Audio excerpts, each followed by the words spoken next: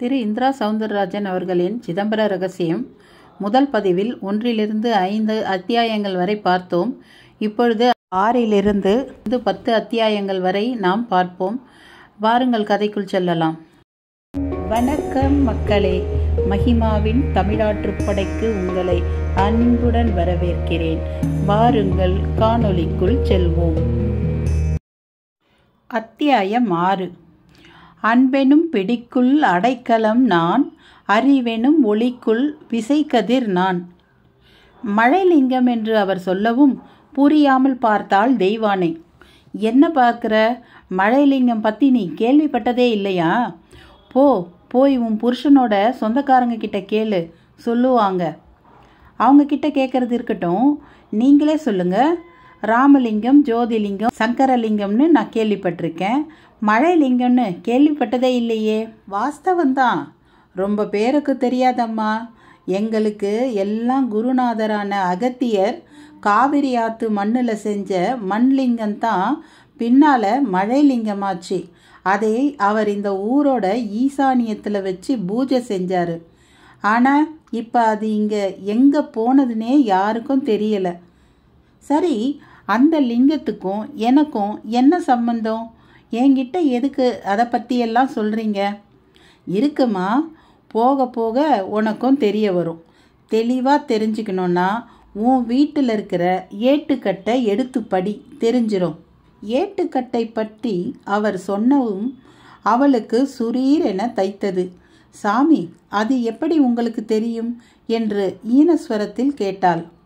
அஷ்டமா சித்திகள்னு ஒரு வரிசை இருக்குமா.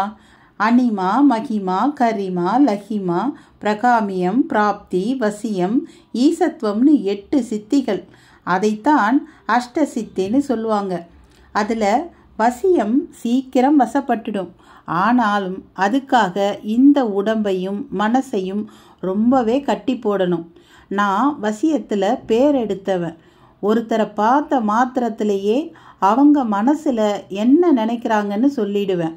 நான் உன்னோட பேசும்போது நீயும் அதையெல்லாம் நினச்சியா? அதான் சட்டுன்னு சொல்லிட்டேன். மனசில் நான் நினைக்கிறது உங்களுக்கு எப்படி தெரியும்? கேட்கும்மா, தெரியும். யோக உடம்பாக இருந்தால் அது உலகத்தில் பலதும் நாம் நினைக்கிறபடி நடக்குமா? அதெல்லாம் பெரிய விஷயமே இல்லை. உங்கள் பேச்சு எனக்கு படபடப்பு தருது. ஆஷா, வா போகலாம். நான் வர்றேன் சாமி, என்னை விட்டுடுங்க. தாராளமாக இப்போ போம்மா. ஆனால் இந்த ஊரை விட்டு நீ போகவே முடியாது. இங்கே உன்னால் நிறைய காரியம் நடக்க வேண்டியிருக்கு. போதும், எதையாவது சொல்லாதீங்க. ஆஷா, வா. அவளை இழுத்து தூக்கி கொண்டவள் வந்த வழியில் திரும்பி வேகமாக நடந்தாள். பார்த்து போமா என்றார் அவர் நிதானமாய். ஆஷாவோடு கொல்லைப்புறத்தில் இருந்து வந்தவளை பார்த்த ராஜேந்திரன், என்ன தெய்வான, ஆஷா பின்பக்கம் எங்கேயாவது வழி தவறி போயிட்டாளா என்று கேட்டான். நிலம் வாங்க வந்திருந்த ராமலிங்கம் கூட்டணி போயிருக்கவில்லை. அவர்களை பார்த்தவள் விபூதி சித்தரோடு பேசிய பேச்சுக்களை அவர்கள் முன்னால் பேச வேண்டாம் என்ற எண்ணத்துக்கு வந்து ஆமாங்க என்றாள். இல்லப்பா, நான் ஒரு சாமியார் தாத்தாவோட விளையாடிட்டு இருந்தேன் என்றாள் ஆஷா பளிச்சென்று. அவள் அதுபோல தடுமாற்றம் இல்லாமல் பேசியதை கேட்ட ராஜேந்திரனுக்கு திகைப்பு. தெய்வானையும் திகைப்பை காட்டினாள். யார் அந்த சாமியார் தாத்தா? தேவியானையிடம் கேட்க, அது யாரோ தெருவில் போகிற ஒருத்தருங்க. உடம்பு பூரா விபூதி பூசிக்கிட்டு வெள்ளை பூதம் மாதிரி பார்க்கவே ஒரு மாதிரி இருக்காருங்க. உடம்பு பூரா விபூதி பூசிக்கிட்டு வெள்ளையாவா? ராமலிங்கம் தான் இப்படி கேட்டார். அவர் கேட்ட விதமே அவருக்கு அந்த விபூதி சித்தரை தெரியும் என்பது மாதிரி இருந்தது. ஆமாங்க என்றாள் தெய்வானை. ராஜேந்திரன் சார் வர்ற வழியில் நாங்களும் அவரை பார்த்தோம். எங்கள் கார் முன்னால் வந்து மறித்து நிறுத்தினார். நிஜமாவே பயந்துட்டோம். அப்புறம் யாரோ மனநோயாளின்னு கடந்து வந்துட்டோம். ஆனால் அந்த மனுஷன் தெளிவாக ஒரு விஷயம் சொன்னார். ராமலிங்கம் புதிர் போட்டார். என்ன சார்? என்ன, இடம் வாங்க வந்திருக்கியா? அது உன்னால் முடியாது அப்படின்னு சொன்னார். எங்களுக்கு ஒன்றுமே புரியலை. இதை நீங்கள் இதுவரை சொல்லவே இல்லையே. அட என்னங்க நீங்கள், ஒரு மனநோயாளி ஏதோ ஒளறி இருக்காருன்னு நினச்சி நாங்கள் அதை பெருசாக எடுத்துக்கல. ஆனால் இப்போ இவங்க சொல்லவும் தான் அவர் ஞாபகம் வந்தது, அதான் சொன்னேன். ராமலிங்கத்தின் பேச்சை கேட்ட மறுநொடி விறுவிறு என்று வீட்டின் பின்பக்கம் செல்லத் தொடங்கினான் ராஜேந்திரன். தெய்வானையும் ஓடினாள். எங்கே போறீங்க? அந்த ஆளை பார்க்கத்தான். ஒருத்தன் தெருவில் புழுதியை கொடுத்து மிரட்டுறான், இன்னொருத்தன் கொல்லப்புறம் வந்து மிரட்டுறான். விஞ்ஞானம் எவ்வளோ வளர்ந்தாலும் இவங்க அடங்க மாட்டேங்கிறாங்களே. நடந்தபடியே பேசிய ராஜேந்திரன் வார்த்தைகளில் அனல். ஐயோ வேணாங்க, நீங்கள் வாங்க. தெய்வயானை தடுக்க பார்த்தாள். அவன் கேட்கவில்லை. அதே வேளை அவன் விபூதி சித்தரையும் அங்கே பார்க்க முடியவில்லை. இருவரையும் பின்தொடர்ந்து வந்த ராமலிங்கத்துக்கும் சற்று ஏமாற்றமாக இருந்தது. கண்ணாமூச்சி விளையாடுறாங்க, போலீஸில் புகார் பண்ண வேண்டியது தான் என்றபடியே திரும்பத் தொடங்கினான் ராஜேந்திரன். எதிரில் இமை விலகாமல் பார்க்கும்படி நிற்கும் ராமலிங்கத்திடம் கொஞ்சம் சலனம். என்ன சார், இதெல்லாம் உங்களுக்கு குழப்பம் தருதா? அப்படி இல்லை, எனக்குள்ள இப்போ வேற ஒரு கோணம்.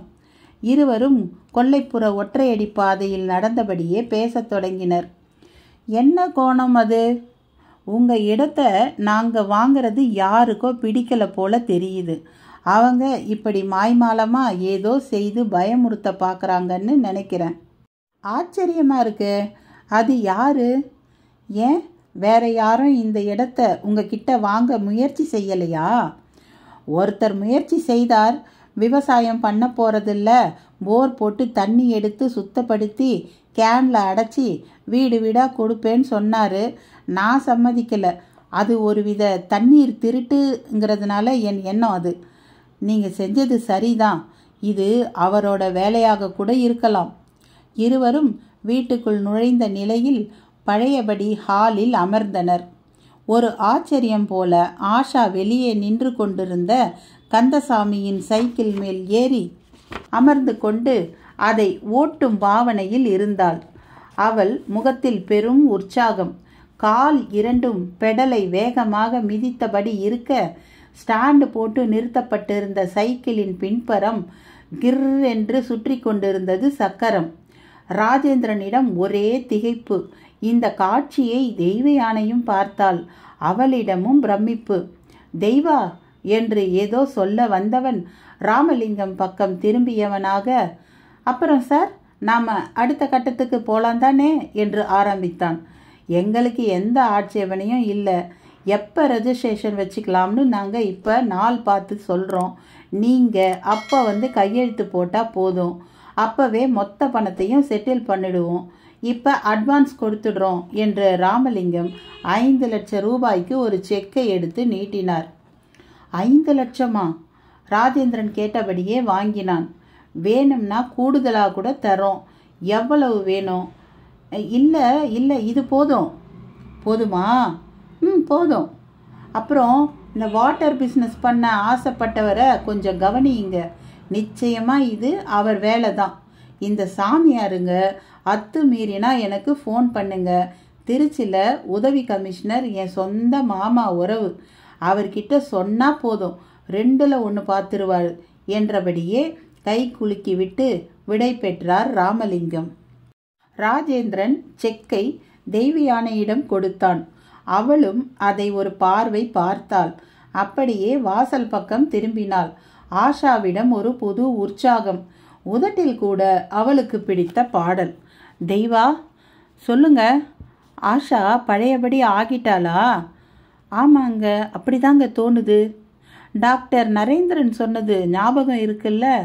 என்ன கேள்விங்க இது? மறக்கிற மாதிரியா அவர் சொன்னார்? கொஞ்சம் கொஞ்சமாக பேச்சு போய் படுத்த படுக்கையாக கூட மாற வாய்ப்பு இருக்குன்னாரே. கொடுத்துருக்கிற மருந்து கூட தற்காலிகமாக தான் வேலை செய்யும், பூரண குணத்துக்கு வழியே இல்லை அப்படின்னு சொன்னாரே.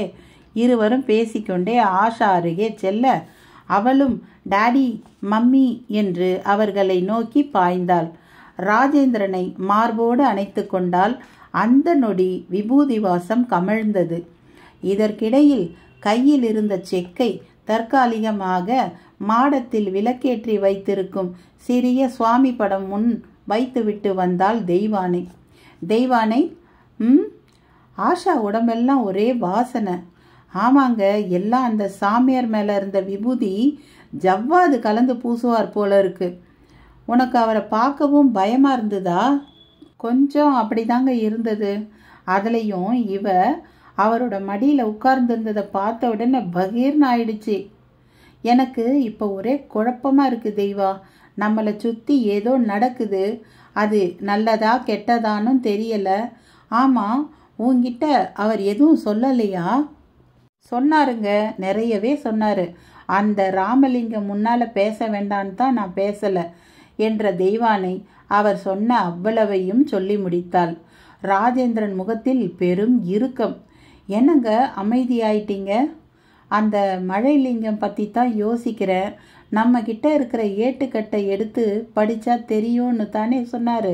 ஆமாங்க. எங்க அதை எடு பார்க்கலாம். அந்த மரப்பெட்டியில் தாங்க இருக்கு. பெட்டியை திரும்பவும் பரன் மேலே வச்சிட்டீங்க. ராஜேந்திரன் அடுத்த நொடி அதை எடுக்க தயாரானான். ஏணியை எடுத்து வந்து வைத்து மெல்ல ஏறினான். ஆஷாவும் தெய்வானையும் வெறித்து பார்த்தபடி நிற்க பரன் மேல் ஏறியவன் உள்பாகம் இருட்டாக இருப்பதை கவனித்தான். ஏய், டார்ச் லைட் எடுத்துக்கொடு என்றான். ஓடிப்போய் தேடி எடுத்து வந்து தந்தாள். தெய்வானை அதன் வெளிச்சத்தை பரனுக்குள் திருப்பியவனுக்கு குப்பென்று வியர்க்க தொடங்கியது. பெட்டியின் மேல் அந்த 5 தலை நாகம் அப்படியே ஏணியை தள்ளி கொண்டு கீழே விழத் தொடங்கினான். ஐயோ, என்னங்க ஆச்சு என்று பதறினாள். பாம்பு தெய்வானை, 5 தலை பாம்பு என்று விழுந்த நிலையில் கலக்கத்தோடு எழுந்தவன் முன்னால் கச்சிதமாக கந்தசாமியும் வந்து நின்றான். ஐயா, என்ன சொல்றீங்க என்று ராஜேந்திரனுக்கு உதவிபடியே கேட்டான். அது பாம்பு, 5 தலை. ராஜேந்திரனிடம் வார்த்தைகள் தந்தி அடிக்க தொடங்கின. என்னையா சொல்றீங்க? நான் பார்த்த மாதிரியே நீங்களும் பார்த்தீங்களா? ஆமாம் ஆமாம் ஆமாம். சொல்லும்போதே ராஜேந்திரன் பார்வை பயத்தோடு பரன் பக்கம் சென்றது. அங்கே இருந்தவர்களிடம் ஒருவித ஸ்தம்பிப்பு. இது மரப்பெட்டி சிற்பம்னு சொன்னீங்களே, அதை பார்த்து தான் பயந்துட்டீங்களா என்று கேட்டவன் மிக நிதானமாக பூனை போல ஏணி மேல் ஏறி பார்க்க முனைந்தான். பெட்டி பளிச்சென்று டார்ச் லைட் வெளிச்சத்தோடு கண்ணில் பட்டது. அந்த சிற்பமும் தெரிந்தது. அவனிடம் ஒருவித நிம்மதி பெருமூச்சு. ஐயா, சிற்பந்தாயா, உண்மை புரியாம என்ன மாதிரியே நீங்களும் பயந்துட்டீங்களே என்றான் சற்று கேலியான குரலில். 2 வீலரில் ஊர் முழுக்க சுற்றியும் சித்தரோ சாமியாரோ ஒருவரையும் பார்க்க முடியவில்லை. ஆசாரியின் மகன் திருவேங்கடத்துக்கு சோர்வாக இருந்தது. வண்டியை ஒரு மரத்தின் அடியில் ஓரமாக நிறுத்திவிட்டு பெரிய மாயாவிகளா இருக்காங்களே என்றபடியே காவிரி ஆற்றின் மையத்தில் அவர்கள் கூடுவதாக சொல்லப்படும் இடம் நோக்கி நடக்கத் தொடங்கினான். இடையில் வாழைத்தோப்பு. வரப்பில் இறங்கி நடந்தபோது என்ற சப்தம். மெதுவாக திரும்பியவன் அரண்டு போக தொடங்கினான். அவன் எதிரில் ஒரு வாழை மரம் கீழ் அதே 5 தலை நாகம். அத்தியாயம் 7. இல்லாத வெளியாய் இருப்பவன் நான், இருக்கின்ற கதிராய் உதிப்பவன் நான். அந்த 5 தலை நாகம் படம் விரித்த நிலையில் கம்பீரமாக பார்த்தது. உடம்பின் நீளம் 12 அடிக்கும் குறையாமல் இருந்தது. திருவேங்கடம் கண்களை கசக்கி விட்டு கொண்டான். சொற்ப நொடியில் அவன் உடம்பு முழுவதும் வியர்த்து போய் கண்கள் அகண்டு விட்டன. உடம்பிலும் ஒருவித படபடப்பு. நாகம் சீரத் தொடங்கியது. அது துரத்தினாலும் துரத்தும் என்று யூகித்தவன் வந்த வழியே திரும்பி ஓட ஆரம்பித்தான். தன் 2 வீலர் அருகில் வந்தவன் அதை ஸ்டார்ட் செய்யக்கூட முனையாமல் அதை அங்கேயே கிடக்கட்டும் என்பது போல் வேகமாக ஓடினான். ராமையா ஆசாரி தணல் சட்டியில் ஊதலில் இருந்தார். கரித்துண்டுகளில் தீப்பிழம்புகள் தாண்டவமாடிய நிலையில் நாட்டு பப்பாளிப்பழ துண்டுகள் போல நெருப்பு கங்குகள் அழகாய் கண்ணில் பட்டன. அவை நடுவில் ஒரு தகர குவளை. அதில் தங்கம் உருகி குழம்பாக மாறிக்கொண்டிருந்தது. ஐயா ஐயா என்ற தீனமான குரலோடு ஓடி வந்தவன் அவர் முன் இளைப்பாற முற்பட அவரும் ஊதுகுழலை விளக்கியபடியே அவனை ஏறிட்டார்.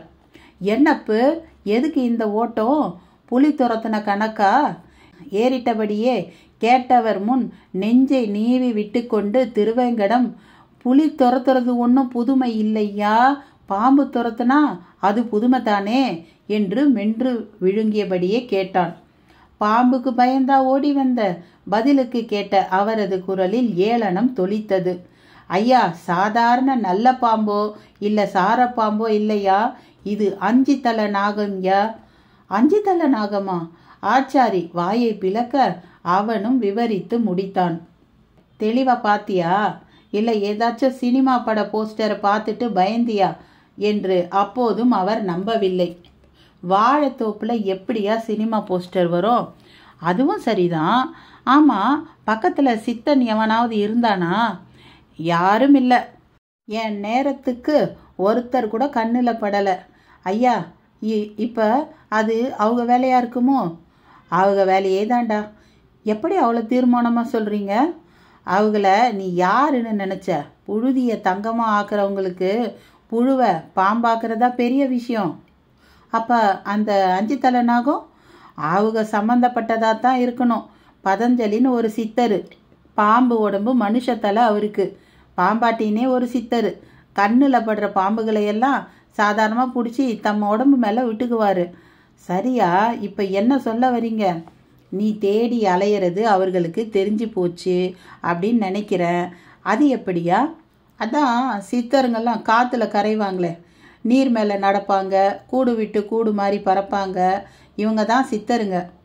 ராமையா ஆச்சாரி அவர்கள் பற்றிய ஒரு விமர்சனம் செய்த நிலையில் இருட்டு விட்ட 7 மணி அளவில் நமச்சிவாயம் என்றொரு குரல் வீட்டு வாசல் புறமிருந்து ஒலித்தது.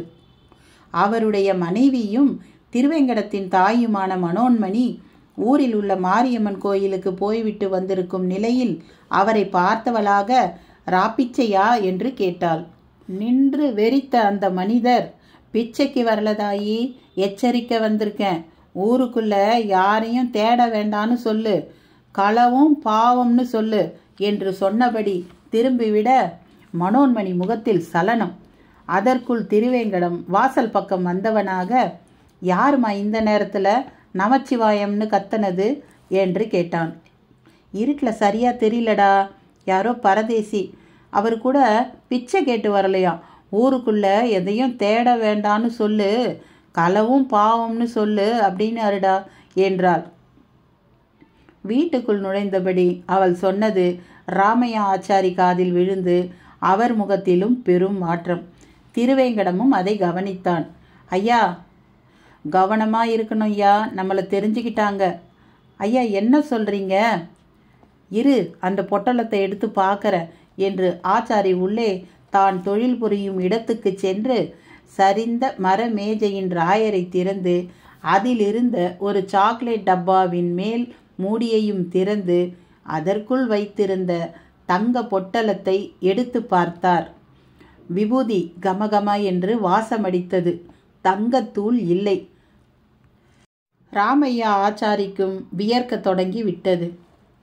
இரவு நேரம். செல்போன் திரையில் நேரத்தை பார்த்த ராஜேந்திரன் கந்தசாமி அங்கம்மாளை அனுப்பிவிட்ட நிலையில் பெட்ரூமை ஏறிட்டான். உள்ளே ஆஷாவும் தெய்வானையும் செஸ் விளையாடியபடி இருந்தனர். அறையின் அந்த நாளைய மின்விசிறி கர்க் கர்க் என்ற சப்தமுடன் சுழன்று கொண்டிருந்தது. இருவரையும் நெருங்கினான். கைலி உடுத்தி இருந்தான். உற்சாகமாக ஏறிட்டாள் ஆஷா. பின், டாடி, நாம விளையாடலாமா என்று கேட்டாள். நல்லா விளையாடுறா, இது 3வது மூவ், 2லையும் இவ தாங்க ஜெயிச்சா என்றால் மகிழ்வான குரலில் தெய்வானை. ஆஷா கண்ணு, உனக்கு தூக்கம் வரலையாம்மா? இல்லைப்பா, நான் இப்போ ரொம்ப பிரிஸ்காக ஃபீல் பண்ணுறேன். மாத்திரை மருந்து சாப்பிட்டியா? இல்லை, எனக்கு இனி அதெல்லாம் வேண்டாம், அதான் நான் நல்லாகிட்டேனே. அப்படின்னு யார் சொன்னா? நான் தான் சொல்கிறேன். என்னை பார்த்தா தெரியலையா? ஹோம்ஒர்க் எல்லாம் கூட பண்ணி முடிச்சிட்டேன். பட் பட் என்று பதில் சொன்னால் ஆஷா. ராஜேந்திரனுக்கு பிரமிப்பாக இருந்தது. சரி சரி, விளையாடினது போதும், படுங்க என்றான். நாங்கள் படுக்கிறது இருக்கட்டும், நீங்கள் எங்கே படுக்க போறீங்க? நான் இப்படியே கீழே படுத்துக்கிறேன் தெய்வானே. கீழையா? அவள் சற்று பயந்தாள். இன்னைக்கு ஒரு நாள் தானே, அப்போ நாளைக்கே நம்ம ஊருக்கு கிளம்பிடுறோமா? வந்த வேலை முடிஞ்சிடுச்சே, கிளம்ப வேண்டியது தான். ரெஜிஸ்ட்ரேஷன் முடியலையே. அதுக்கு ஒரு வாரம் 10 நாள் கூட ஆகும் போல் தெரியுது. அதுவரை இங்கே நமக்கு என்ன வேலை? என்னங்க நடக்கிறது எல்லாம் பார்த்து நீங்களா வேகமாக ஒரு முடிவுக்கு வந்துட்ட மாதிரி தெரியுதே. அதுவும் ஒரு காரணம்தான் தெய்வானே. நம்ம சுற்றி வினோதமாக என்னென்னவோ நடக்குது. இதை பற்றி யோசிக்கவே எனக்கு குழப்பமாக இருக்குது.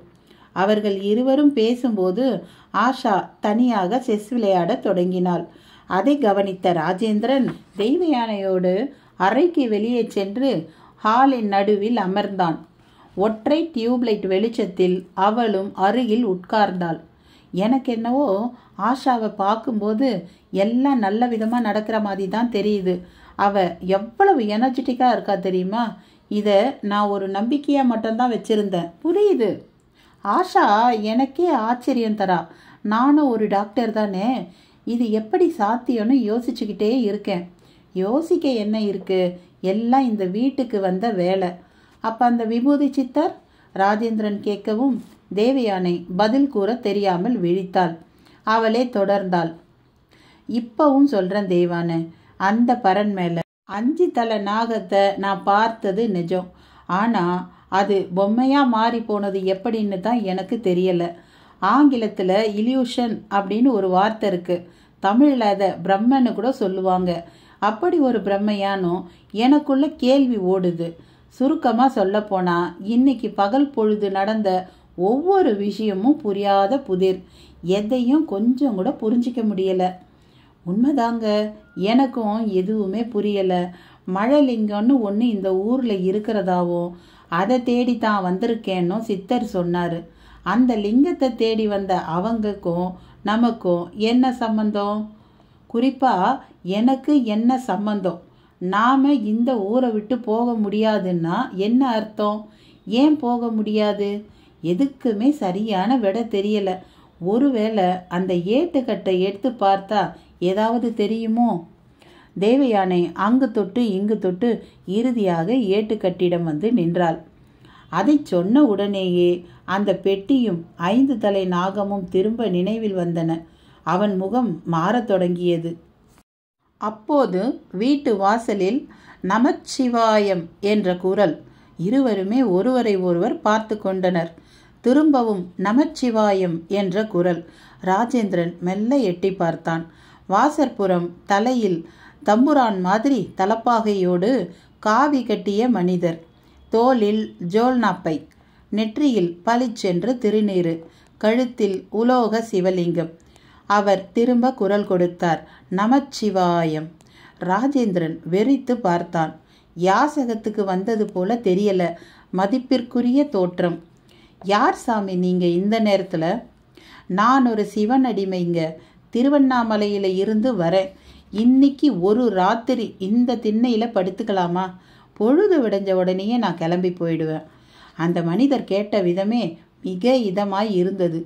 ராஜேந்திரன் சரி என்றும் சொல்லாமல் மறுப்பும் கூறாமல் அவரை மலங்க மலங்க பார்த்தான். அவரோ திரும்ப பேசினார். இந்த ஊரில் சத்திரம் சாவடின்னு எதுவுமே இல்லை. இருந்தால் நான் அங்கேயே போயிடுவேன். இந்த ஊரில் நீங்கள் யாரை பார்க்கணும்? என் குருநாதரை பார்க்க வந்திருக்கேன். உங்கள் குருநாதர் யார்? அவர் இந்த ஊரில் எங்கே இருக்காருன்னு உங்களுக்கு தெரியுமா? அவர் இனிமே தான் வரப்போகிறார். நாங்கள் முன்னாலேயே வந்துட்டோம். அவர் இனிமே தான் வரப்போகிறாரா? நீங்கள் முன்னாலேயே வந்துட்டீங்களா? உங்கள் பேச்சே புரியலையே. ஆமாம், இப்போ புரிஞ்சிக்க கொஞ்சம் கஷ்டமாக தான் இருக்கும். ஆனால் போக போக எல்லாம் புரியும். போதும் சாமி, ஏற்கனவே நாங்கள் ரொம்ப குழம்பி போயிருக்கோம். உங்களை மாதிரி சாமியார்கள் இந்த ஊருக்குள்ளே நிறைய நடமாட தொடங்கிட்டாங்க. இப்போ நீங்கள் வந்திருக்கீங்க. எனக்கு எதுவுமே சரியாக படலை. தயவு செய்து இடத்த காலி பண்ணுங்க. சரி, உங்களை நான் வற்புறுத்த விரும்பலை, வரேன். அவர் திரும்ப நடக்க தொடங்க, நில்லுங்க சாமி என்றபடியே வந்தாள் தெய்வானை. அவரும் நின்றார். நீங்கள் தாராளமாக இந்த திண்ணையிலேயே தங்கிக்கங்க என்றவள் ராஜேந்திரனை உள்ளே வரும்படி சைகை காட்டினாள். அவளும் சென்றான். அவர் திண்ணையில் தானே தங்குறேங்கிறாரு, நமக்கு ஒரு காவல் மாதிரியும் ஆச்சு இல்லை? அதான் சொன்னேனே, எனக்கு என்னவோ நீங்கள் தனியாக கீழே படுத்துக்கிறது சரியாக படலைங்க என்று அவரை தங்க சொன்னதற்கான காரணத்தை கூறினாள். இந்த மாதிரி சாமியார்களால் தான் நமக்கு குழப்பமே. நீ இவரை போய் காவலுங்கிறியே தேவானே. காவல் தாங்க, நீங்கள் வேற 5 தலை நாகத்தை பார்த்த பயத்தில் இருக்கிறீங்க. இந்த ராத்திரியில் ஒருவேளை அந்த பாம்பு மறுபடியும் கண்ணில் பட்டா பயமுறுத்தாத, அது நிஜமா பிரம்மையானே புரியாமல் இருக்கேன். அவர்கள் தங்களுக்குள் பேசிக்கொள்ள அந்த மனிதர் வாசல் பக்கம் இருந்து திரும்பவும் நமச்சிவாயம் என்றார். இம்முறை தெய்வான சென்றாள். அவர் திண்ணையில் காவி துண்டை விரித்து சம்மணமிட்டு அமர்ந்திருந்தார். தேவயானை வரவும் குடிக்க கொஞ்சம் தண்ணி கிடைக்குமா என்று கேட்டார். அவளும் கொண்டு வந்து தந்தாள். குடித்து முடித்தவர் சொம்பை திரும்ப தந்தபடியே, இந்த வீட்டில் சர்வ நடமாட்டம் இருக்கும் போல தெரியுது என்று கேட்டார். தெய்வயானை விதிர்க்க தொடங்கினாள். அத்தியாயம் 8. வெட்ட வெளிதனில் வட்ட திகிரியும் நான், நட்ட நடு இரவில் நன்னிலாவும் நான். சர்வ நடமாட்டம் இருப்பது போல் தெரிகிறதே என்று அந்த மனிதர் கேள்வி கேட்ட மறுநொடி தெய்வயானை திகைத்தாள். அவரை வெறித்து பார்த்தாள். என்னம்மா அப்படி பார்க்குற? இருக்குதானே? ஆமாம், அப்படித்தான் சாமி தெரியுது. அப்போ சந்தேகமாக இருக்கா? ஊர்ஜிதமாக இல்லையா? அது நாங்கள் சென்னையில் ஒரு அப்பார்ட்மெண்ட்டில் குடியிருக்கோம். இது எங்கள் பூர்வீக வீடு. நேற்று தான் வந்தோம். குறிப்பாக எனக்கு இந்த வீட்டை பற்றி எதுவுமே தெரியாது. அதே சமயம் வீட்டு பரண் மேலே ஒருத்தருக்கு 2 பேர் பாம்பை பார்த்து பயந்துட்டாங்க. ஆனால் அதை பிரம்மனும் நினைக்க வேண்டியது இருக்கு. தேவயானை ஒரு தெளிவில்லாமல் பேசினாள். அவர் பூடகமாக சிரித்தார். அதற்குள் ராஜேந்திரனும் வெளிப்புறம் வந்து அவளோடு சேர்ந்து கொண்டான். தேவயானை, என்ன அரட்டை? அதெல்லாம் இல்லைங்க, இந்த வீட்டில் சர்வ நடமாட்டம் இருக்கிற மாதிரி தெரியுதுன்னார் சாமி. எனக்கு பக்குன்னு ஆயிடுச்சு, அதான் பேசிகிட்ருக்கேன். சர்வ நடமாட்டமா? அப்படின்னா? சர்ப்பம்னா தெரியாதா? பாம்புங்க. அது எப்படி இவருக்கு தெரியும்?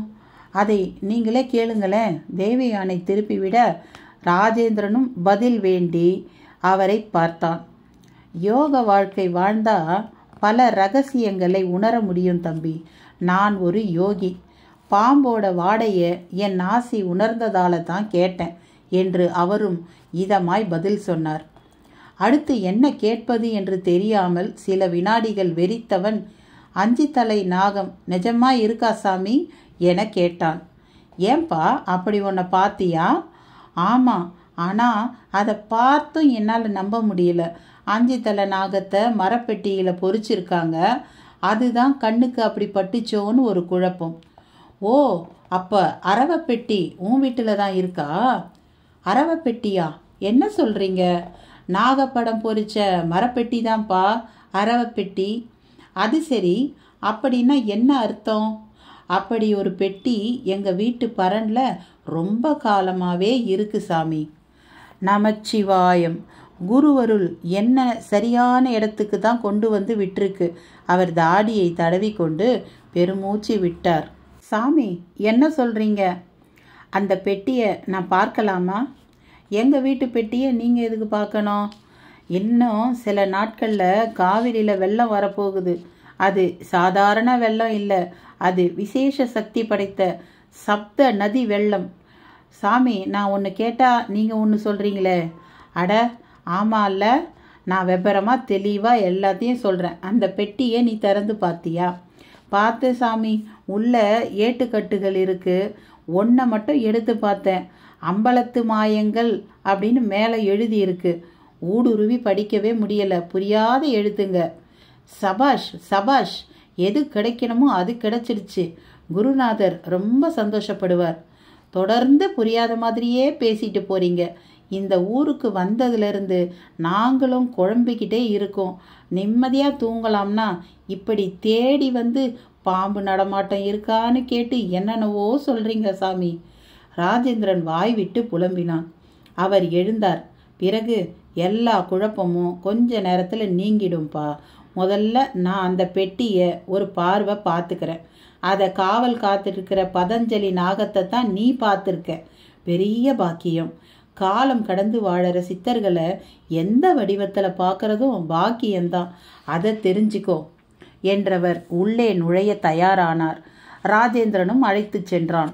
அங்கே செஸ் விளையாடிய ஆஷா அப்படியே தூங்கிவிட்டு இருந்தாள். அரைக்கதவை சாத்திவிட்டு வரும்படி அவர் சைகை காட்டவும் தெய்வ ஆணை அப்படியே செய்தார். பின்னர் ஏணி வைத்து மேலே ஏறி பார்த்தார். பெட்டி தெரிந்தது. இறங்கினார். அதன் முன் சர்வாஷ்டங்கமாக விழுந்து வணங்கினார். அதன் பின் மெல்ல திறந்தார். உள்ளே ஏராளமான ஏட்டுக்கட்டுகள். ஒருவித மூலிகை வாசம் கும் என்றெழுந்தது. ஒரு கட்டிலின் மேல் சொர்ணஜால திரட்டு குறிப்பு என்று இருந்தது. இன்னொன்றின் மேல் தசமகா வித்தை என்ற குறிப்பு, மற்றொன்றில் பஞ்சபூத வசியம் என இருந்தது. இப்படியே ஒவ்வொன்றின் மேலும் ஒவ்வொரு தலைப்புகள். அவ்வளவையும் எடுத்து கண்களில் ஒற்றி கொண்டார். அந்த நொடி புஸ் புஸ் என்று ஒருவித சீற்றம் சப்தம் அந்த திசையை பார்த்தபோது கொல்லைப்புற கதவுக்கு அப்பால் அந்த 5 தலை நாகம் படம் விரித்து நின்றிருந்தது. அதை பார்த்த நொடி தெய்வியானை ராஜேந்திரனை நெருங்கி கட்டிக்கொண்டாள். இந்த மனிதரோ நமச்சிவாயம் நமச்சிவாயம் என்று கூறியபடியே சாஷ்டாங்கமாய் கீழே விழுந்து அந்த பாம்பை கும்பிடத் தொடங்கினார். ராஜேந்திரன் தேவியானையும் கும்பிடச் சொன்னார். அவர்களும் பதற்றம் குறையாது கீழே விழுந்து வணங்கினர். அடுத்த நொடி அந்த நாகத்தை காணவில்லை. சாமி, பயப்படாதீங்க, என்னை பார்க்கவும் சாமி போயிட்டாரு. சாமியா? ஆமாம், அந்த சர்ப்பம் ஒரு சித்தர் சாமி. இவ்வளவு நாளா ஏட்டு பெட்டிக்கு காவல் காத்திருக்காரு. காவலா? காவல் காக்கிற அளவு இந்த பெட்டி அவ்வளவு விசேஷமானதா? என்னப்பா அப்படி கேட்டுட்ட? இது ஒரு சித்தர் புதையல் ரசவாத ரகசியத்தில் இருந்து சிதம்பர ரகசியங்கள் வரை எல்லா ரகசியங்களும் இதுக்குள்ள அடக்கும். அந்த ரகசியங்களால் என்ன பிரயோஜனம்? ஒரே ஒரு விஷயத்தை மட்டும் சொல்கிறேன், கேட்டுக்கோ. செப்டம்பர் 13ஆம் தேதி தொடங்கி 25ஆம் தேதி வரை காவிரியோடு இந்த உலகத்தோட எல்லா நதிகளும் ஒன்றா கலக்க போகுது. அந்த ஆற்றுல நாம் நீராடும் போது இந்த உடம்பால் மனசாலன்னு செஞ்ச அவ்வளவு பாவங்களும் போயிடும். அதுலேயும் குறிப்பிட்ட காலகட்டத்தில் செய்கிற ஸ்நானம் மிகப்பெரிய வலிமையை ஆத்மாவுக்கு தரும். இது ஒரு அற்புதமான தருணம். நானும் என்னை போல சித்த புருஷர்கள் பலரும் இந்த மகேந்திர மங்கலத்துக்கு அதுக்காக தான் வந்திருக்கோம். காவிரி மாதா பாயிற எல்லா இடங்களும் இந்நாட்களில் மிக புனிதமாக மாறிடுது. அதில் மகேந்திர மங்கல பகுதி காவிரி ரொம்ப விசேஷமானது. ஏன்னா இது தினமும் வேதம் ஓதப்படுகிற இடம். இங்கே தான் காஞ்சி மகா பெரியவர் தனக்கான வேத பாடத்தையே படித்தார். ஒரு காலத்தில் இது போல எல்லா நதிகளும் ஒன்றா கலக்கிற காலகதி வந்தபோது பாவங்கள் அதிகமாக காணப்பட்டதால் காவிரியில் வெள்ளம் வரல. வெப்பம் அதிகமாகி வறட்சி தாண்டவமாடிச்சு. அப்படி ஒரு நிலையில் மனுஷ இனம் அழிஞ்சிடக்கூடாதுன்னு எல்லா சித்த புருஷர்களும் ஒன்றா சேர்ந்து பிரார்த்தனை செய்தார்கள். அந்த சூழல்ல அகத்தியரும் வந்தார். காவிரி உருவாகவே அவர்தான் காரணம். அப்பேற்பட்டவர் காவிரியை வெள்ளமாக பெருகி வர விருப்பம் கொண்டு காவிரி மணலால் லிங்கம் செய்து அதுக்கு வருணலிங்கம் அப்படிங்கிற பேர் வச்சு பூஜை செய்யவும் பெரும் மழை பொழிந்து காவிரியில் வெள்ளம் வந்தது. அப்படி வரவும் மற்ற நதிகள் ஆவி வடிவத்தில் காவிரியில் கலந்து புஷ்கரம்ங்கிற ஒரு நிகழ்வு உருவாக்க அந்த நிகழ்வில் பல்லாயிரக்கணக்கான பேர் தங்கள் பாவங்களை போக்கிக்கிட்டாங்க. இந்த மண் மேலே பாவங்களோட பாரம் இல்லாத சூழல் உருவாச்சு. இப்படி செய்யறதுக்கு பூமியை சமன் செய்யறதுன்னு பேர். இதை சராசரி மனிதர்களால் செய்ய முடியாது. சித்த புருஷர்களாலையும் யோகிகளாலையும் தான் முடியும்.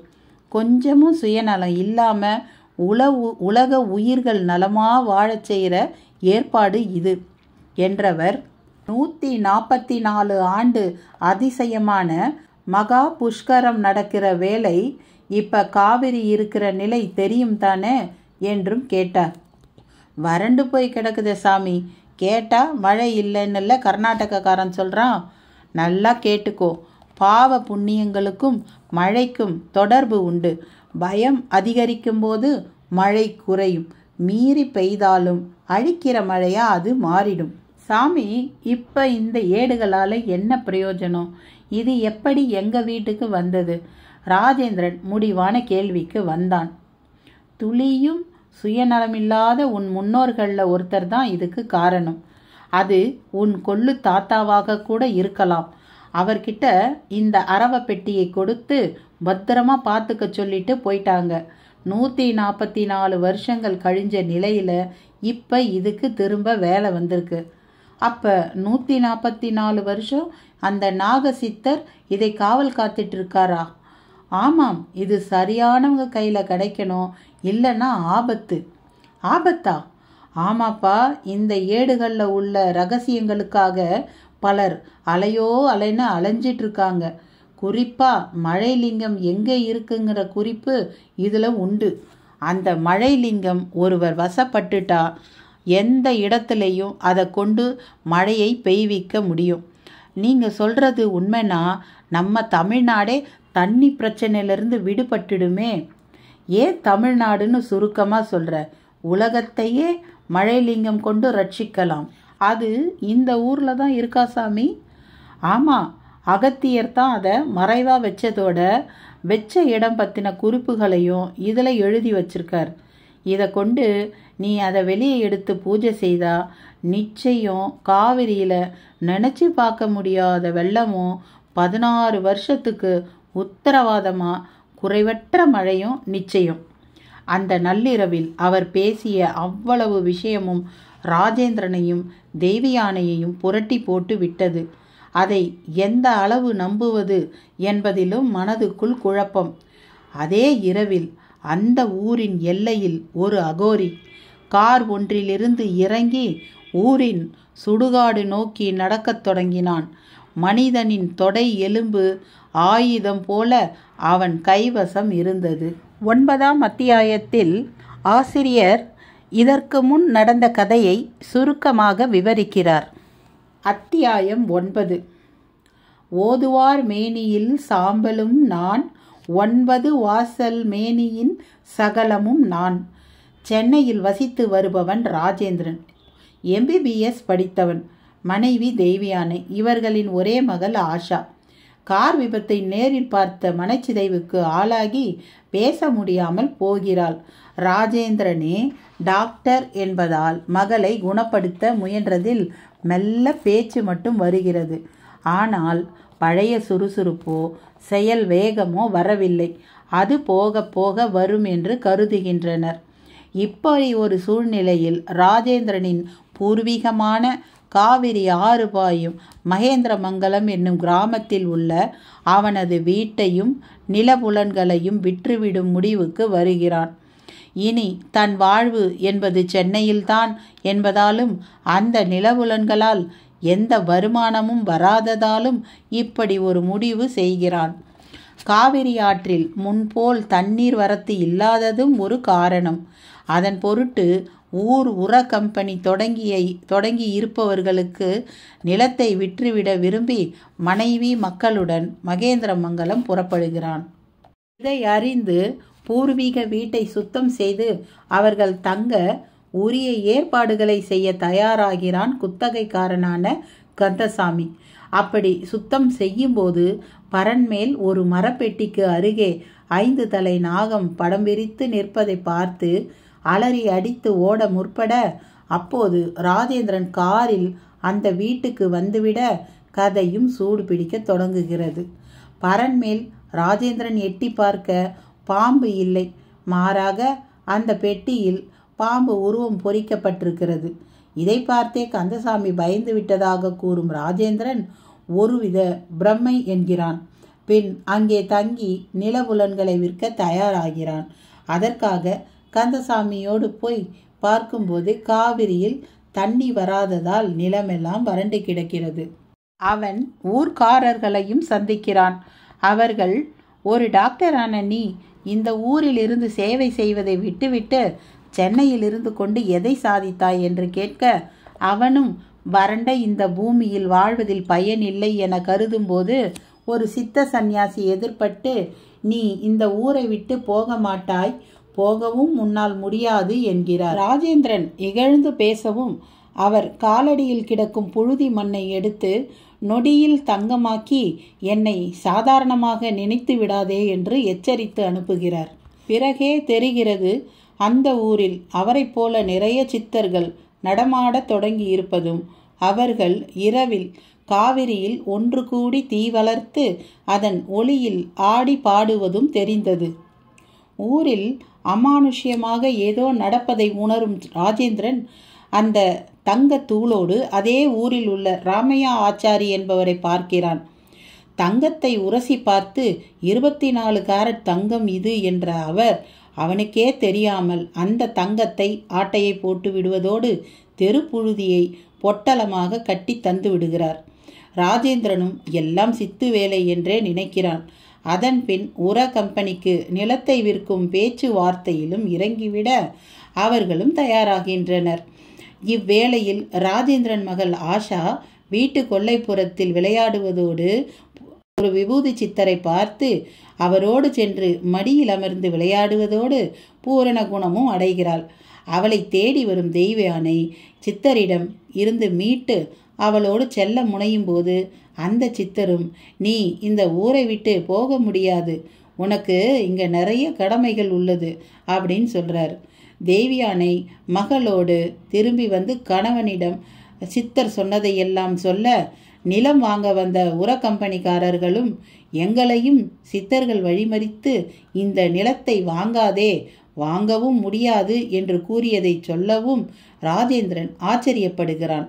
ஊருக்கு வந்தது முதலே அடுக்கடுக்காய் அமானுஷ்யமான செயல்பாடுகள் நடப்பதை நினைப்பவன் மரப்பெட்டியை திறந்து பார்க்கும்போது அவனும் 5 தலை நாகத்தை காண நேர்கிறது. இதே நாகத்தை ஒரு வாழைத்தோப்பில் ராமையா ஆச்சாரியின் மகன் திருவேங்கடமும் கண்டு அஞ்சுகிறான். இறுதியில் இரவு நேரத்தில் வீட்டு திண்ணையில் ஓய்வெடுக்க வந்த ஒரு சிவபரதேசி மூலம் அந்த நாகம் ஏட்டு பெட்டியை காவல் காக்கும் பதஞ்சலி சித்தர் என்பதும், பெட்டிக்குள் விலை மதிப்பே இல்லாத பல ஏட்டுக்கட்டுகள் இருப்பதையும் ராஜேந்திரன் பார்க்கிறான். 144 வருடங்களுக்கு முன்பு இதே ஊர் காவிரியில் வெள்ளம் வந்ததாகவும், அப்போது வெள்ளம் வர அகத்திய சித்தர் காரணமாக இருந்ததையும், அவர் காவிரி ஆற்று மணலில் ஒரு லிங்கம் செய்து வழிபட போய் மழை வந்து வெள்ளம் ஓடிய விவரத்தையும் அதே இரவில் சிவபரதேசி மூலம் அறிந்து கொள்கிறான் ராஜேந்திரன். அந்த லிங்கம் இப்போது ஊருக்குள் தான் எங்கோ உள்ளது. அதை தேடியும் 144 வருடம் கழித்து இப்போது வரப்போகும் வெள்ளமாகிய மகா புஷ்கரத்தில் குளித்து பாவம் போக்கிக் கொள்ளவுமே ஊருக்குள் பல சித்தர்கள் திரிகிறார்கள் என்பதையும் அவன் தெரிந்து கொள்கிறான்.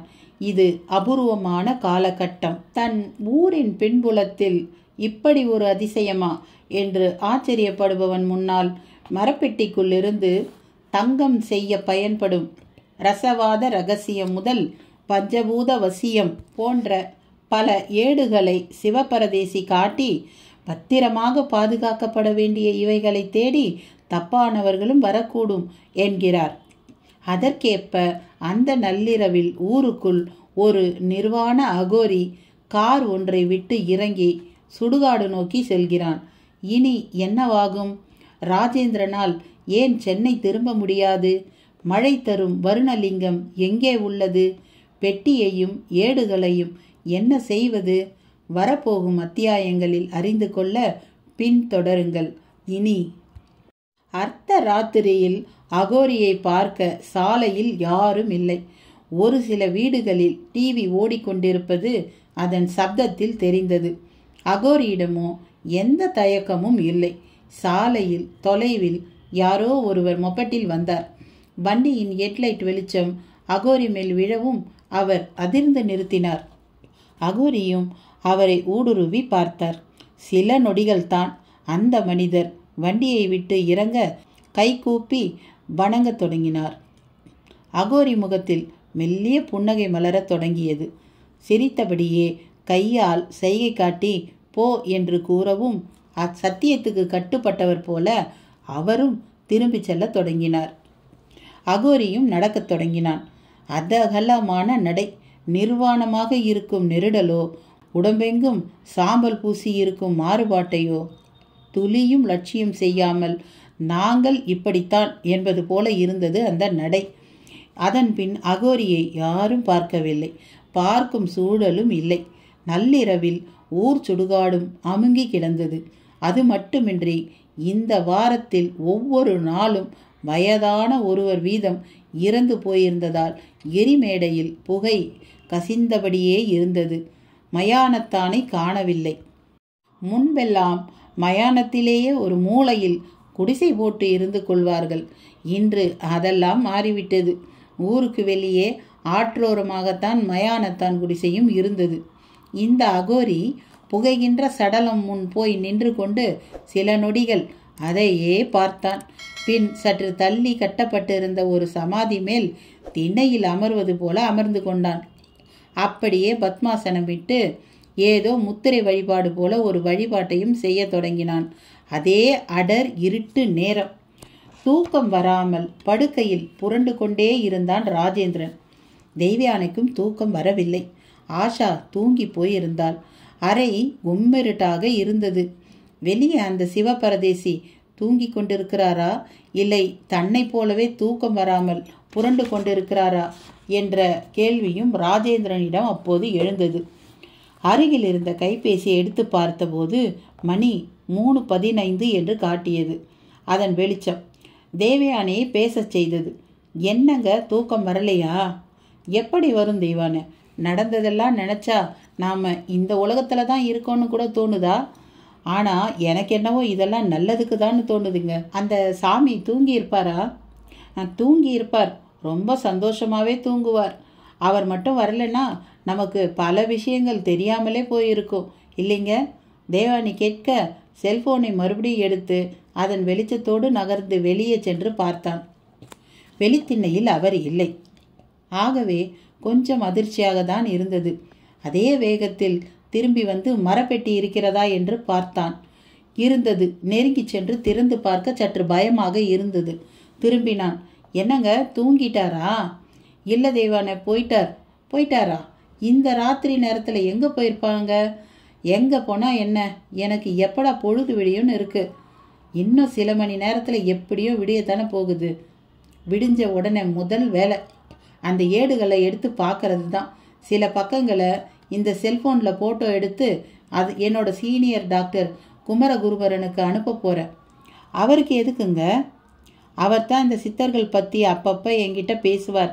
லண்டனில் ப்ராக்டிஸ் பண்ணி அலோபதி மருத்துவத்தில் பெருசாக சாதித்த போதிலும் நம்மளால் சில விஷயங்களை செய்ய முடியாது. ஆனால் இந்த சித்தருங்க பலே ஆளுங்க, அவங்கள குறைச்சி எடை போட்டுடவே முடியாது அப்படின்னு சொல்லுவார். நீங்கள் சொல்கிறத பார்த்தா நாம் பொழுது விடிஞ்ச உடனே சென்னைக்கு புறப்பட போகிறது இல்லையா? அதில் சின்ன மாற்றம். காவேரியில் குளிக்கிறது விசேஷம்னு சொன்னார்ல்ல?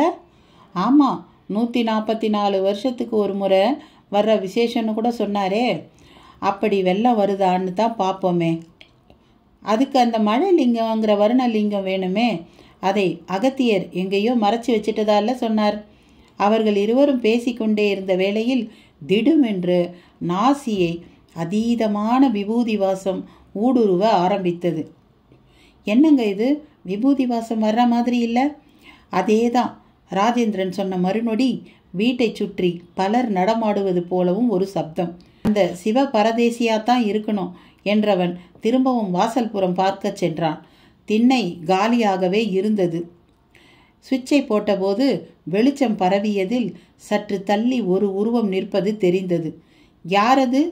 சாமி நீங்கத்தானே என்று கேட்கவும் உருவம் திரும்பியது. அது அந்த அகோரி. அத்தியாயம் 10. மேறு கொண்டு கடைந்திட்ட அமுதமும் நான், மேவிடும் தவத்தவர் வர மூலமும் நான். அகோரியை பார்க்கவும் சற்று பதைப்பதைப்பாக இருந்தது. முழு நிர்வாணத்தில் உடம்பெல்லாம் விபூதியோடு வெண்மையாய் கையில் ஒரு கோலை பற்றி கொண்டு அதன் நுனியில் திரிசூலத்தை காட்டி சூலாயுதபாணியாக காட்சி தந்த அகோரி தேவயானியை ஒரு உலுக்கு உலுக்கிவிட்டான். அதே வேகத்தில் வெட்கத்தோடு வேகமாய் உள்ளே சென்றாள் தேவயானி. ராஜேந்திரன் அந்த அகோரியை மிரள மிரள பார்த்தான்.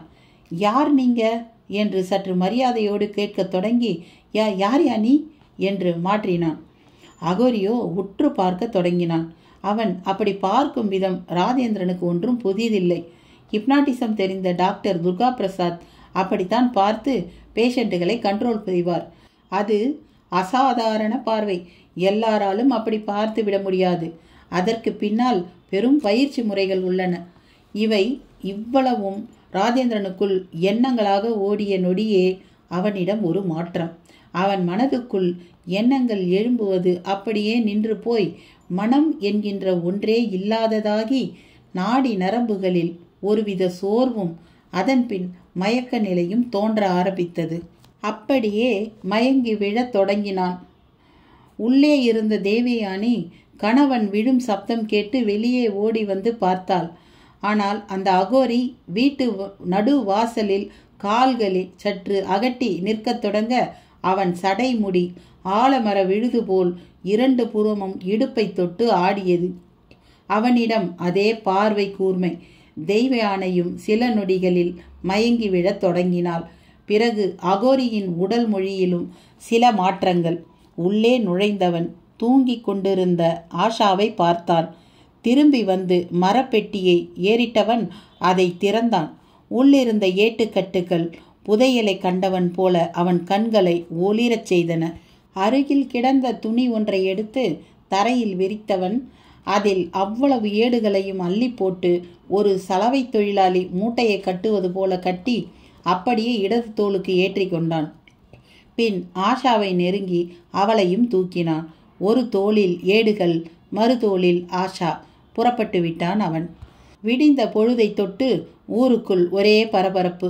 வாசல் தெளிக்க வந்தவர்கள் காதுகளில் எல்லாம் காவிரியில் வெள்ளம் ஓடிக்கொண்டிருக்கும் செய்தி புகவும் எல்லோரும் ஓடினார்கள். அவர்களில் ஆச்சாரி ராமையாவின் மகன் திருவேங்கடமும் இருந்தான். அவனும் காவிரி படுகை நோக்கி ஓடினான். காவிரி கரையில் குறிப்பிட்ட ஓரிடத்தில் அநேக சாமியார்களும் சித்தர்களும் கூப்பிய கைகளும் மூடிய விழிகளுமாக காட்சி தந்தனர். தொலைதூரத்தில் அவர்கள் படுகையில் மண்டியிருந்தனர். தொலைதூரத்தில் தண்ணீராலான மலைப்பாம்பு புரண்டு புரண்டு வருவது போல வெள்ளம் வந்து கொண்டிருந்தது. அபூர்வமான காட்சி. கர்நாடகம் பக்கம் இப்போதுதான் மழை பொழிவு அதிகரித்துள்ளது. இத்தனை நாள், இத்தனை காயம், இத்தனை வருஷம் என்று இந்த மழைக்கு பின் ஒரு அளவீடு உள்ளது. அந்த அளவை கூட்டுவதும் குறைப்பதும் காற்றுதான். இந்த மழை நீரின் முடுக்கே காற்றுதான். அதனால்தானோ என்னவோ கரையோரமாய் ஒதுங்கி இருந்த சாமியார்களில் சிலர் சம்மணமிட்டு அமர்ந்தவர்களாய் பிராணாயாமத்தில் ஈடுபட்டிருந்தனர்.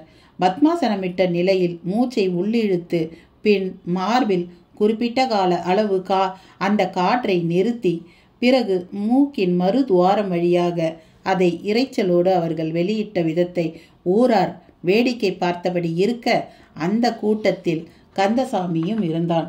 அவனுக்கும் அந்த வெள்ளக்காட்சி அரிதான ஒன்று. அவர்கள் இருக்கும் இடத்தை கடந்து நீண்டு கிடக்கும் பரந்த மணல் வெளியில் நீர் விறுவிறுவென்று ஓடிற்று. எல்லோர் கால்களையும் நனைக்கவும் அனைவரிடமும் ஒரே உற்சாகம்.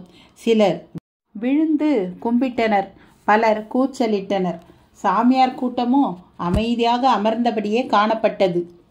கந்தசாமிக்கு எல்லாமே புது அனுபவமாக இருந்தது. இனி 6 மாதத்துக்கு தண்ணீர் பிரச்சனை இருக்காது. வயலில் நினைத்தபடி நினைத்த தானியத்தை விதைத்து அறுவடை செய்யலாம். அவன் தனக்குள் எண்ணும் போதே அருகில் நின்றிருந்த ஊர்க்காரர், ஏல கந்தசாமி, சாமியாருங்க சொன்ன மாதிரி தண்ணி வந்துடுச்சுல்ல, பாத்தியா என்று பேச ஆரம்பித்தார். மேட்டூரில் திறந்து விட்டா வந்துதானே தீரும். அப்போ நீ என்னங்கிற, இது வழக்கமாக வர தண்ணி தாங்கிறியா? எனக்கு தெரியல, ஆனால் எப்பவும் ஆனி மாதமே ஓட்டம் வந்துடுமே. அதெல்லாம் 10-15 வருஷத்துக்கு முந்தி கர்நாடகக்காரன் நமக்கு தெரிஞ்சு 4 தெரியாமல் 4ன்னு அணையாக கட்டி பெய்கிற மழை தண்ணியெல்லாம் தனக்கேன்னு எடுத்துக்கிட்டு சின்ன பையன் ஒன்றுக்கு போகிற மாதிரி ஒழுகி வர்ற தண்ணியை தானே நமக்கு தர்றான். என் பாட்டனுக்கு பாட்டன் காலத்திலேயே இந்த தண்ணி பிரச்சனை இருந்திருக்கியா. இப்போ ஜனத்தொகை கூடி போகவும் மழையும் குறையவும் ரொம்பவே கஷ்டப்படுறோம். இதுக்கெல்லாம் ஒரே தீர்வு மழை நல்லா பெய்யறது ஒன்று தான். அது பெய்யாத வர நம்ம சிக்கல் தீரவே தீராது. அவர்கள் பொதுவாகவும் தங்களுக்காகவும் ஓடி வரும் நீர் பக்கம் நின்று பேசியபடி இருக்க, சாமியார்கள் ஒன்றாக கூடி இடுப்பளவு நீரில் மூழ்க தொடங்கினர். அதை பார்த்து ஜனங்களும் திருவேங்கடமும் மூழ்கினான். அப்படியே கந்தசாமி அருகில் அவனை தேடி கொண்டு வந்தவன், ஏலே, இந்த சாமியார்ல யார்ல டாக்டருக்கு புழுதியை தங்கமாக்கி கொடுத்தது என்று கேட்டான். நீ எதுக்கு கேட்குற? அந்த சாமி காலில் விழுந்து கும்பிடத்தான். அதான் தங்கம் திரும்பவும் புழுதியாக விடுச்சே. எண்ணத்தை கும்பிட்டு என்ன புண்ணியம்? எல்லாம் சரியான கண்கட்டால் போச்சு. உண்மை தெரியாமலே கந்தசாமி கேட்க திருவேங்கடம் விடவில்லை. இப்போ நீ அடையாளம் காட்ட போறியா இல்லையா? திருவேங்கடம் சற்று மிரட்டலாக கேட்க கந்தசாமியும் பணிந்தான். சாமியார் கூட்டத்தில் ஓரமாக நின்றபடி கண்மூடி கும்பிட்டு கொண்டிருந்த அந்த சாமியாரை காண்பித்து, அவரு தானா? அவரே தான். கந்தசாமி அழுத்தம் கொடுத்தான். ஆமாம், டாக்டர் ஐயா அந்த இடத்த வித்துட்டாரா? இல்லை இல்லை, விற்க போகிறாரு. தண்ணி தான் வந்துடுச்சே, இப்போ போய் எதுக்கு விற்றுக்கிட்டு? இப்போ தண்ணி வந்துட்டா ஆச்சா? எப்பவும் இதே மாதிரி ஓடுமா? இந்த சாமியாருங்க மனசு வச்சா ஓடும் ஐயா. இனிமேல் நமக்கெல்லாம் நல்ல காலம்தான் கேள்விப்பட்டேயா. யார் சொன்னது? கேள்விப்பட்டனா விட்டு தள்ளு. ஒன்று மட்டும் நல்லா தெரிஞ்சுக்கோ, இந்த சாமியாருங்க ஒன்றும் ஊரை ஏமாத்துற போலி சாமியாருங்க இல்லை, நெசமான சாமியாருங்க. எதை வச்சு சொல்கிற? போக போக பாரு, தெரிஞ்சுக்குவ. தண்ணி இனி போக போக கூடும், குறையாது. முடிஞ்சா அந்த இடத்த நீ வாங்கிக்கிட பாரு. திருவங்கடம் சொன்னபடியே அந்த ரசவாத சாமியாரை பார்த்தபடி விலகி நடந்தான். கந்தசாமிக்கும் ராஜேந்திரனை போய் பார்த்து வெள்ளம் வந்த விஷயத்தை சொல்ல தோணியது. ஓட்டமாய் ஓடி வந்து நின்றபோது நெஞ்சை அடைத்தது. வாசல் கதவு திறந்திருக்க ராஜேந்திரன் ஒரு இடத்திலும் உள்ளே தெய்வயானை மற்றொரு இடத்திலுமாக விழுந்து கிடந்தனர். ஐயா, டாக்டர் ஐயா என்று குனிந்து ராஜேந்திரனை எழுப்பவும் மயக்கத்திலிருந்து மீண்டவன் போல கண் மலர்ந்தான்.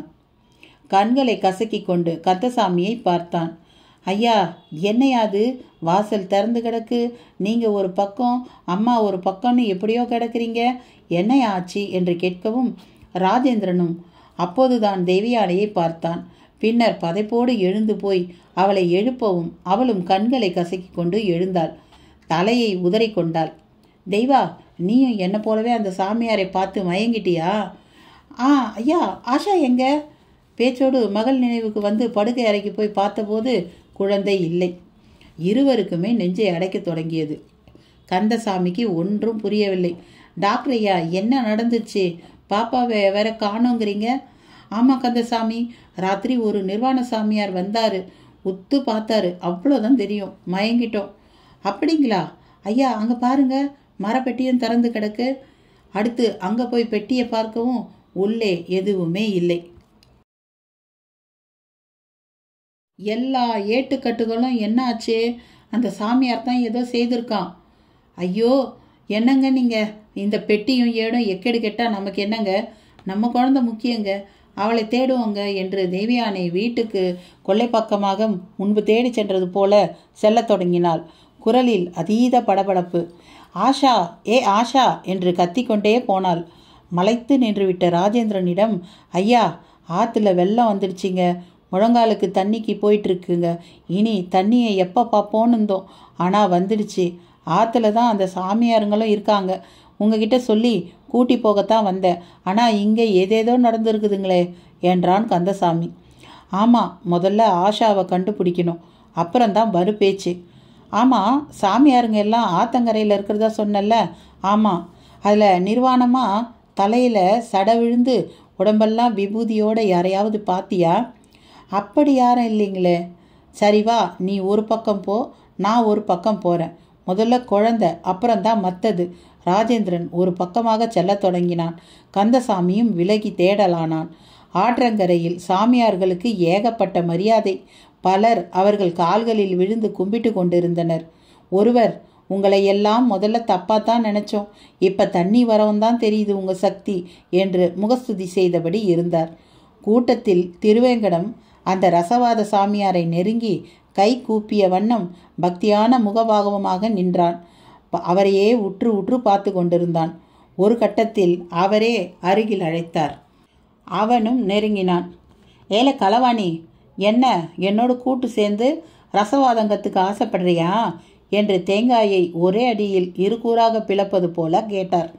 திருவேங்கடம் வெலத்தாலும் விடாது, ஆமா சாமி, உங்ககிட்ட எதையும் மறைக்க முடியாது, எதுக்கு மறைச்சிக்கிட்டு என்றான். என் தங்கத்தை திருடிட்டு அந்த டாக்டர் தம்பிக்கிட்ட என்ன சித்து வேலைக்காரனா ஆக்கிட்டல்ல என்ற அடுத்த கேள்வி அவனை ஊசியாக குத்திட்டு. சாமி மன்னிச்சிடுங்க, அந்த தங்கத்தை இப்போவே திருப்பி தந்துடுறேன். ஆனால் எங்களை தப்பாக மட்டும் நினைக்காதீங்க. திருடனை தப்பாக நினைக்காம வேற எப்படிடா நினைக்கிறது? சாமி, நாங்கள் திருடங்க இல்லை. அதிசயமான விஷயத்த ஆராய்ச்சி செய்யத்தான் எங்கள் ஐயா அதை எடுத்து வச்சுக்கிட்டாரு. அதனால தான் நானும் உங்களை தேடி வந்திருக்கேன். வர்றப்ப 5 தலை நாகத்தையும் பார்த்தேன். இந்த ஊரில் நிறைய அதிசயம் நடக்க போகிறதா தெரிஞ்சுக்கிட்டோம் என்று நிதானமாக பதில் கூறினான் திருவேங்கடம். சாமியாரோ விழிகள் அகல அவனை பார்த்தார். என்ன மக்களே, இந்த 10வது அத்தியாயத்தோட இந்த காணொளி முடியுது. இதனுடைய தொடர்ச்சி அடுத்த பதிவில் நம்ம பார்ப்போம். இந்த காணொளி உங்களுக்கு பிடிச்சிருந்ததுன்னா லைக் ஷேர் பண்ணுங்கள். நம்ம சேனலை நீங்கள் சப்ஸ்கிரைப் பண்ணலைன்னா சப்ஸ்கிரைப் பண்ணிவிடுங்க. பக்கத்தில் இருக்கிற பெல் ஐக்கான் அழுத்திட்டிங்கன்னா இந்த கதையோட தொடர்ச்சியும் இதன் பிறகு நான் போட போகும் பதிவுகளும் உங்களுக்கு வந்து சேரும். வீடியோவை முழுமையாய் பார்த்த அனைவருக்கும் நன்றி. வணக்கம்.